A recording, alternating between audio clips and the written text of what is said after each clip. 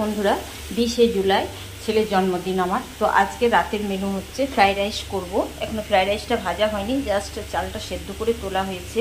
আমি মেনুটা দেখাতে পারলাম না। আর এই মটনটা কষবো। আর এই যে গাজরগুলো, এগুলো আমি কেটে রেখেছি। আমি চাকু দিয়ে কাটতে পারি না, বটিতেই কেটে রেখেছি। আমি আর কিছু দেবো না ফ্রাইড রাইসে, এই কিশমিশ দেবো। আর এই কাজুগুলো মানে গোটা থাকে তো, দুফালি করে ছাড়াতে হবে। তো এখন আমি রান্নাটা করতে থাকি, পেঁয়াজগুলো কষছি। বন্ধুরা আজ কাজেরও চাপ প্রচুর, আর আত্মীয় স্বজন রিলেটিভ মানে বাবার বাড়ির সব আসছেও প্রচুর। তো আরেকজন এসেছিল। তো আমি এখানে কাজু কিশমিশ গাজরটা আমি কিন্তু গাওয়া ঘিয়ে হালকা লবণ দিয়ে ভেজে রাখলাম।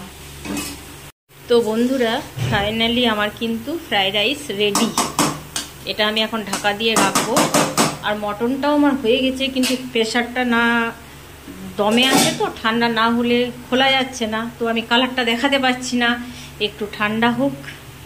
তো বন্ধুরা আমি মটন রান্নার একটা গোপন টিপস আপনাদের কাছে শেয়ার করছি। গ্যাসটা আমি বন্ধ করে দিলাম, ভাবলাম যদি পুড়ে যায়। এখন তো গরম মশলা এরকম পাতাতেই পাওয়া যায়। তো মটনটা যখন রান্না হয়ে যাবে, রান্না হয়ে যাওয়ার পর যখন নামাবেন না, তখন একটুখানি গাওয়া ঘিয়ে একটু এই গরম মশলার ছক এটাতে দিয়ে জাস্ট আর ফুটে আসবে কি আসবে না মানে দিয়েই ঢাকা চাপা দিয়ে রেখে দেবেন। তো ভোজ ঘরে যে মানে মটন রান্নার যে একটা খুশবু ফ্লেভার বলুন, অনেকে ভোজবাড়ির রান্নাটা লাইক করে না, অনেকে আবার খুব পছন্দ করে। তো ওই যে ভোজবাড়ির যে একটা সুগন্ধ ছড়ায় না মটনের মধ্যে, এই গাওয়া ঘিয়ের মধ্যে একটুখানি ঠান্ডা লেগেছে, এই ছকটা এখন আমি এই মাংসর মধ্যে দিয়ে দেব। দিয়ে এটাকে কিন্তু আমি ঢাকা চাপা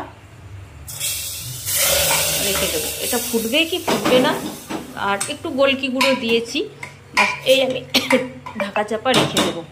রাতে খেতে দিচ্ছি বন্ধুরা, ছেলেকে খেতে দিলাম। ও তো চালু শুরু আরম্ভ হয়ে গেছে। এখন ওরা তো বাপ ছেলে মিলে খাচ্ছে। আর আমার অবস্থা হচ্ছে কুকুরের পেটে ঘি হজম হবে না।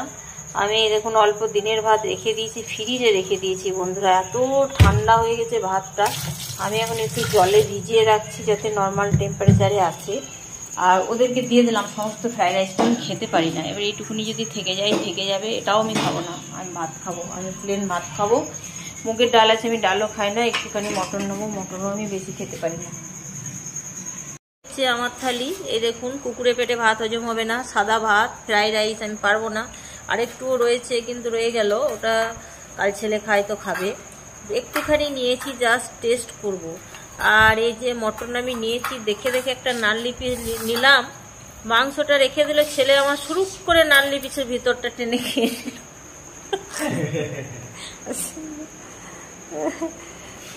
Tata, good night.